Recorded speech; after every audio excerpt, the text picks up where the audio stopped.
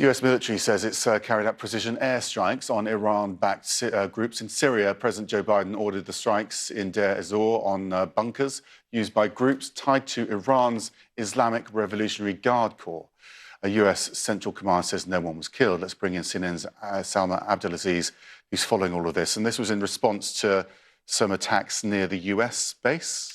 Absolutely. So the U.S. is describing this as retaliatory. They say that this is in response to something that happened on August 15th. Let's go through what we know happened in the early hours of this morning, around 4 a.m. this morning, according to some sources on the ground. Multiple precision strikes on these bunkers that were being used by a militant group on the ground. This is a group backed by the Iranian Revolutionary Guard. The United States saying these bunkers were being used for logistical support, to house weapons.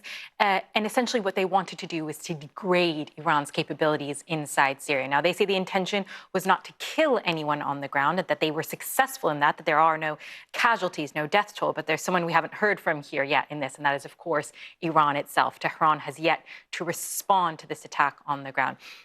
But again, I described this as retaliatory. On August 15th, there was an attack at the Atanaf base. This is right along the border with Iraq, a really important outpost for the United States, where there's U.S. personnel based alongside their allies. They say on August 15th, they were hit with multiple rockets. They were hit with drone strikes. And while these strikes, the ones that happened yesterday in Deir ez-Zor, in the early hours of this morning in Deir ez-Zor, while that base was not necessarily involved in the August 15th attack, the message here from the United States is clear. You've crossed a red line. Iran and its allies cannot attack the United States. There's about 900 U.S. soldiers still on the ground in Syria. They cannot attack those without expecting a response. Now, there's something else to keep in mind here, Max. I know this is very complicated, but away from the battleground, there's something seriously important happening, and that is the attempt to revive the Iran nuclear deal, of course, the deal that President Trump pulled out of. So the question now is, with this tit for tat between the United States and Iran on the ground in Syria, does the attempt to revive these talks, does it stall? For months now, there's been push by the EU, by the United States, by other countries to try to revive these. There were positive signs this week. Will this impact this? And we still need to hear from Tehran, of course. Yeah, and as soon as we do, we'll come back to you. Salma, thank you. Well, nobody's gotten to the bottom of 9/11, unfortunately, and they should have.